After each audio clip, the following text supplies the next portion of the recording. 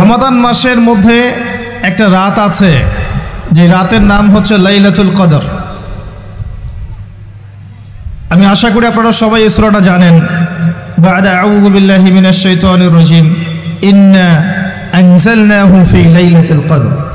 নিশ্চয়ই আমি কোরআনকে নাজিল করেছি লাইলাতুল কদরে, ভাগ্য রজনীতে।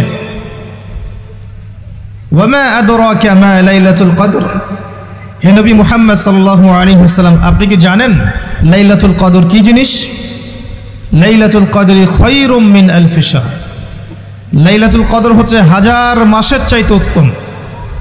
এখানে গাণিতিকভাবে ব্যাখ্যা করতে যাবেন না 1000 মাস সমান সমান কত বছর হয়, ব্যাপারটা এমন নয়। এখানে আধিক্য বোঝানো হয়েছে। হাজার হাজার মাস ইবাদত করলে যে নেকি হয়, এক রাত ইবাদত করলে সে নেকি হয়ে যাবে ইনশাআল্লাহ। এই রাতে কি হয়? স্পেশাল তানাজ্জালুল মালাইকাতু ওয়ার রূহ। এই মাসে আল্লাহর পক্ষ থেকে আল্লাহর ফেরেশতারা নেমে আসেন। কোথায় নেমে আসেন? পৃথিবীতে। তাদের সর্দার হিসেবে থাকেন জিবরাইল আলাইহিস সালাম। তানাজ্জালুল মালাইকাতু ওয়ার রূহু ফিহা বিইذনি রাব্বিহিম। আল্লাহর রবের আদেশে তারা এই কাজটা করেন। মিন কুল্লি আমর, প্রত্যেকটা বিষয়ের ফয়সালা হয় এই রাতে। আপনার আমার তাকদীর লেখা হয়েছে আসমান জমিন সৃষ্টির 50,000 বছর আগে। আপনার আমার তাকদীর লেখা হয়েছে আসমান জমিন সৃষ্টির 50,000 বছর আগে। আল্লাহ পাক সমস্ত সৃষ্টির তাকদীর লিখেছেন প্রথম দফায়। দ্বিতীয় দফায় তাকদীর লেখা হয়েছে যখন আমার আপনার রূহ আমাদের মায়ের গর্ভে ছিল 4 মাস 10 দিন বয়স। ওই সময় আল্লাহর পক্ষ থেকে ফেরেশতা আসেন, এসে লিখে দেন তার হায়াত, তার রিজিক, সে সৌভাগ্যবান না দুর্ভাগ্যবান। এরপর রূহটাকে ফুঁকে দেন, বাচ্চা নড়াচড়া শুরু করে। এর আগ পর্যন্ত পেটের মধ্যে বাচ্চা নড়াচড়া করে না। যখন রূহটা ফুঁকে দেওয়া হয় তারপর থেকে বাচ্চা নড়াচড়া শুরু করে। দ্বিতীয় দফায় তাকদীর লেখা হয়। এরপরে তৃতীয় দফা লেখা হয় এই লাইলাতুল কদরে, যে আগামী 1 বছর কি হবে, আপনি কি করবেন, অর্থাৎ 1 বছরের বাজেট প্রণয়ন করা হয় প্রত্যেক লাইলাতুল কদরে। তানাজ্জালুল মালাইকাতু ওয়ার রূহ ফিহা বিইذনি রাব্বিহিম মিন কুল্লি আমর। এই রাতের আরেকটা বৈশিষ্ট্য হচ্ছে সালামুন হিয়া হাত্তা মাতলাইল ফজর। ফজর পর্যন্ত এই রাতে শান্তি শান্তি শান্তি শান্তি প্রশান্তি বজায় থাকে। এই রাতে আপনি যে দোয়া করবেন, যে কোনো দোয়াই করবেন, যদি আপনার রিজিকটা হালাল হয় ইনশাল্লাহ কবুল হয়ে যাবে, যে কোনো দোয়া। এই রাতে যারা ইবাদত করে দাঁড়িয়ে দাঁড়িয়ে, তাদের চতুর্দিকে ফেরেশতারা সমবেত হন, তাদের দোয়ায় তারা শরীক হন, তাদের জন্য দোয়া করতে থাকেন। ঠিক তখনই দেখবেন মুমিন বান্দার চোখ দিয়ে টপ টপ করে পানি পড়া শুরু হয়েছে। আপনি ফিল করতে পারবেন যে আপনার দোয়া আল্লাহ কবুল করছেন। এই রাতের ইবাদতকে 1000 মাস দিয়ে গুণ করলেও কখনো সমান হবে না। একটা রাত ইবাদত করলে আপনি হাজার হাজার মাসের নেকি পাচ্ছেন। এই সুযোগটাকে ছেড়ে দেওয়া যায়? কবে এই রাত স্পেসিফিকলি বলা যাবে না, 27 তারিখেই স্পেসিফিকলি বলা যাবে না যে 21-এর রাতেই, 23-এর রাতেই বা 25-এর রাতেই, নির্দিষ্ট করে বলার কোনো সুযোগ নাই। নবী সাল্লাল্লাহু আলাইহি ওয়াসাল্লাম লাইলাতুল কদর পেয়েছেন এবং ওই রাতে বৃষ্টি হচ্ছিল। তিনি সেজদা করছেন, তার কপালের মধ্যে মসজিদে নববীর যে মাটি আছে এই মাটির কাদা লেগেছিল। তখন কিন্তু মসজিদ টাইলস ফিটিং ছিল না, মাটির মসজিদ থেকে নবী সাল্লাল্লাহু আলাইহি ওয়াসাল্লাম বিশ্ব পরিচালনা করেছেন। আর আমাদের এখন তাজমহলের মতো মসজিদ, হেদায়েতের কোনো হও নাই এখানে। এটা আখিরুজ্জামানের সাইন, মসজিদগুলো হবে চাকচিক্যময়, হেদায়েত শূন্য। হাদিস একদম স্পষ্ট আছে, মসজিদ হবে চাকচিক্যময় কিন্তু হেদায়েত শূন্য। ইভেন দেখবেন নামাজ পড়ছে মুসল্লি, পাশে হই হুল্লা করছে। দিনের কথা আলোচনা হলে বা নামাজ পড়লে, কেউ কোরআন তেলাওয়াত করলে আদবের সাথে যে পাশে শোরগোল করতে হয় না, এটাও এখন বুঝাতে হয়। বুঝাতে গিয়ে যদি আপনি এই আয়াত তেলাওয়াত করেন, লাহুম কুলুবুন লা ইয়াফকাহুনা বিহা, কিছু মানুষকে আল্লাহ পাক কলব দিয়েছেন বোঝে না। ওয়া লাহুম আযানুন লা ইয়াসমাউনা বিহা, কিছু মানুষকে আল্লাহ পাক কান দিয়েছেন শোনে না। ওয়ালাহুম আ'য়ুনুন লা ইউবসিরুনা বিহা, কিছু মানুষকে আল্লাহ পাক চোখ দিয়েছেন দেখে না।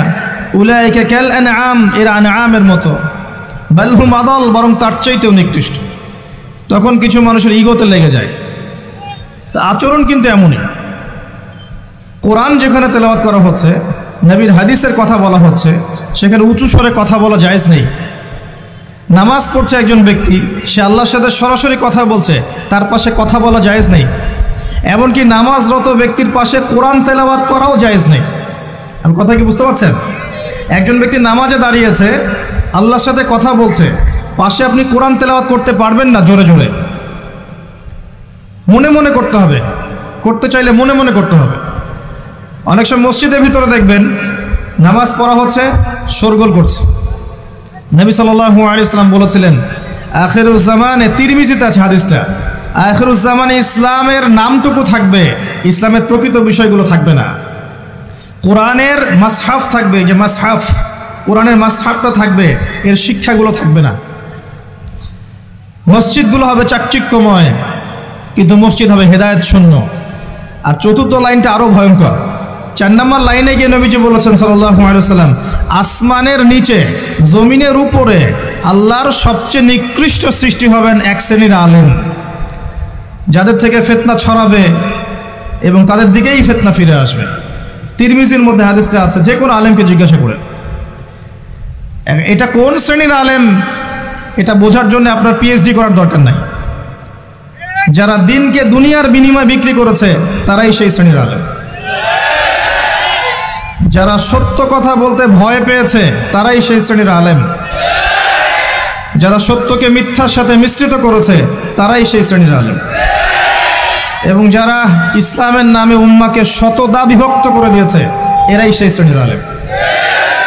নবী করিম সাল্লাল্লাহু আলাইহি ওয়াসাল্লাম বলেছেন, লাইলাতুল কদর আমি পেয়েছি, কপালে কাদামাটি ছিল, বৃষ্টি হচ্ছিল, তার মানে ওই রাতে বৃষ্টি হতে পারে, ওই রাতে বৃষ্টি হতে পারে। লাইলাতুল কদরের আলামত, রাতের বেলা বৃষ্টি হতে পারে। বৃষ্টি হয়েছে, তিনি নামাজ পড়েছেন, কপালের মধ্যে কাদা লেগেছিল, তিনি বের হয়েছেন, সাহাবীদেরকে বলবেন কোন রাতটা লাইলাতুল কদর, আজকের রাতটা লাইলাতুল কদর, এটা বলতে বের হয়েছেন। বের হয়ে দেখছেন দুজন মুসলিম আপোষে ঝগড়া করছে। লিসেন টু মি, দুজন মুসলিম আপোষে ঝগড়া করছে। আমরা বলি না যে মুসলিমদের মাঝে ইখতিলাফগুলো রহমত, আমরা বলি না? দুজন মুসলিম আপোষে ঝগড়া করছে, এই কাজটার কারণে আল্লাহ রাব্বুল আলামিন নবী সাল্লাল্লাহু আলাইহি ওয়াসাল্লামের হৃদয় থেকে এই কথাটাকে তুলে নিলেন। তিনি আর বললেন না এক্স্যাক্টলি কোন রাতে লাইলাতুল কদর ছিল, তিনি বলতেই বেরিয়েছিলেন যে কোন রাতে লাইলাতুল কদর ছিল। আমাদের ইখতিলাফের কারণে আমরা সেই নির্দিষ্ট রাতটাকে হারিয়ে ফেলেছি। তবে এর মধ্যেই খায়ের আছে, এর মধ্যেই কল্যাণ আছে।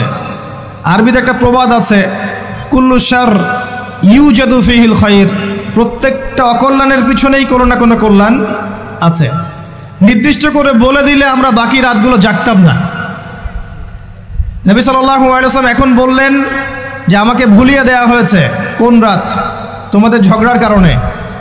অতএব তোমরা শেষ দশকের বিজোড় রাতগুলোকে তালাশ করো। শেষ দশকের বিজোড় রাত বলতে 21-এর রাত, 23-এর রাত, 25, 27, 29, এই 5টা রাতের যে কোনো একটা লাইলাতুল কদর। এই রাতে ইবাদত করলে এত নেকি হচ্ছে, কারণটা কি? রাত আর দিন কি ডিফারেন্ট কিছু? প্রত্যেক রাতেই কিন্তু আল্লাহ পাক প্রথম আসমানে নেমে আসেন, প্রত্যেক রাতে, শুধু শবে বরাতের রাতে নয়, শুধু নিসফে শাবানের রাতে নয়, কিন্তু প্রত্যেক রাতেই আল্লাহ পাক প্রথম আসমানে নেমে আসেন। তিনি কিভাবে নেমে আসেন এটা ব্যাখ্যা করার দরকার নেই আমাদের। আল্লাহ পাক বলেছেন নেমে আসি, বাস আসি। কারণ সব কিছু আমরা যুক্তি, বিজ্ঞান, দর্শন দিয়ে প্রমাণ করতে পারবো না। পারবো? সায়েন্সকে জিজ্ঞাসা করেন যে স্বপ্নের ব্যাখ্যা কি, ঘুম কাকে বলে, আত্মা কাকে বলে, আত্মা কঠিন না তরল না বায়বীয়, পারবে সায়েন্স ব্যাখ্যা করতে? কবরের আযাব কি, জিন জাতি কি, জিন জাতি কাকে বলে, জিন জাতি কেমন দেখতে, মালায়েকা কেমন, তারা কিভাবে কাজ করে, তাদের ফাংশন কি, তারা কি ব্যাখ্যা করতে পারবে? আমাদের একটা চেতনা তৈরি হয়েছে, সায়েন্স যা বলবে তাই সত্য। এই চেতনা পুরোপুরি সত্য নয়। কোরআন এবং সুন্নাহ, আল্লাহ এবং তার রাসূল যা বলবেন সেটাই চূড়ান্ত সত্য। এর বাইরে সত্য মিথ্যার চূড়ান্ত কোনো মানদণ্ড নাই। হ্যাঁ, সায়েন্সের ভিত্তি আমরাই দিয়েছি, এটা অমুসলিমরা দেয়নি, এর ভিত্তি মুসলিমরা দিয়েছে। পরবর্তীতে এরা এর উপর ঘষা মাজা করেছে। এখন সায়েন্টিফিক এবং টেকনোলজিক্যাল রেভলিউশন আসছে পশ্চিমা সভ্যতা থেকে, এই সভ্যতার ধারক বাহক ছিলাম আমরা। সভ্যতা এদের দ্বারা শুরু হয়নি, সভ্যতা নবীদের দ্বারা শুরু হয়েছে। তো সব কিছু সায়েন্স দিয়ে ব্যাখ্যা করা যাবে এমন নয়, কারণ সায়েন্সের সীমাবদ্ধতা আছে, আল্লাহর জ্ঞানের কোনো সীমাবদ্ধতা নাই। তো আল্লাহ নেমে আসেন, ব্যাস নেমে আসেন। নেমে এসে আল্লাহ পাক কি বলেন? আল্লাহ পাক তিনটা কথা বলেন। রাতের শেষ অংশ, রাতকে ভাগ করেন। যদি 6টার সময় রাত শুরু হয়, রাত কিন্তু রাত 12টায় শুরু হয় না, সূর্য ডুবে গেলেই রাত শুরু হয়, এটাই ইসলাম। এখন 6টা থেকে আপনি এই 5টা পর্যন্ত সময়টাকে 3 ভাগে ভাগ করেন। শেষের অংশ ধরে নেন যে 1টা থেকে 5টা, কথার কথা আমি এস্টিমেট করলাম, এই সময়টুকুতে আল্লাহ রাব্বুল আলামিন কাছে নেমে আসেন প্রথম আসমানে, অর্থাৎ তার রহমত নিকটবর্তী হয় এবং তিনি আহ্বান করতে থাকেন 3টা জিনিস। 1, কে আছো? আমার কাছে কিছু চাইবে, যা চাইবে আমি তাই দিব। 2, কে আছো? আমার কাছে ক্ষমা চাইবে, আমি তোমাকে মাফ করে দেব। 3, কে আছো? কে আছো আমাকে ডাকবে, আমি তোমার ডাকে সাড়া দেব। মানে এই সময় আপনি যা চাইবেন ইনশাআল্লাহ, আপনার আকীদায় যদি শিরক না থাকে, আমলে যদি বেদাত না থাকে এবং আপনার রিজিক যদি হালাল হয়, ইনশাআল্লাহ তাআলা আপনার দোয়া কবুল করা হবে। আল্লাহ পাক প্রত্যেক রাতেই নেমে আসেন। তাহলে লাইলাতুল কদরকে এত স্পেসিফিকলি ইম্পর্টেন্স দেওয়ার কারণ কি? একটাই কারণ, মনে রাখবেন, লাইলাতুল কদরকে মর্যাদামণ্ডিত করার এবং রমাদান মাসকে শ্রেষ্ঠ মাস মর্যাদামণ্ডিত করার একটা কারণ, only one reason behind it, সেটা হচ্ছে এই মাসে এবং এই রাতে আল কোরআন নাজিল হয়েছে। কথা কি বুঝতে পারছেন? কোরআন নাজিলের কারণেই এই মাসটা মহামান্বিত, কোরআন নাজিলের কারণেই এই রাতটা সম্মানিত। ইন্না আনজালনাহু ফি লাইলাতুল কদর। আসুন সামনে যাই। নবী করিম সাল্লাল্লাহু আলাইহি ওয়াসাল্লাম যখন এই জাহেলি যুগে বাস করছেন, এই লাইলাতুল কদরে রমাদান মাসে আল্লাহ পাক কোরআন নাজিল করলেন। কি জন্য নাজিল করলেন?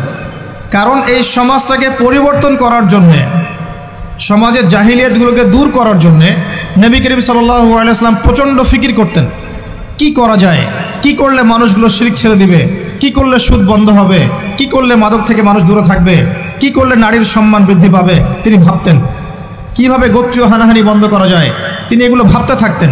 হেরা গুহায় বসে তিনি এগুলো ভাবতেন কি করা যায়। যুবক বয়সে তিনি হিলফুল ফুজর তৈরি করেছেন এগুলো সমস্যা দূর করার জন্য, কিন্তু পরিপূর্ণরূপে সফল হয়েছেন বলতে পারি না আমরা, কারণ তখন ওহী আসেনি। এই ভাবতে ভাবতে ভাবতে ভাবতে একদিন এক রাতে তার কাছে আল্লাহর পক্ষ থেকে কোরআন নাজিল হলো। সূরা আলাকের প্রথম 5টা আয়াত, বিসমিল্লাহির রহমানির রহিম, ইকরা বিসমি রাব্বিকাল্লাযী খালাক। পড়ুন আপনার রবের নামে যিনি আপনাকে সৃষ্টি করেছেন। খালাকাল ইনসানা মিন আলাক, যিনি মানুষকে সৃষ্টি করেছেন জমাট বাঁধা রক্তপিণ্ড থেকে। আমরা সবাই জমাট বাঁধা রক্তপিণ্ড ছিলাম মায়ের পেটে। আজকে আমরা আল্লাহদ্রোহী হয়েছি, কিন্তু আমরা পেটের মধ্যে এতটুকু জমাট বাঁধা রক্তপিণ্ড ছিলাম।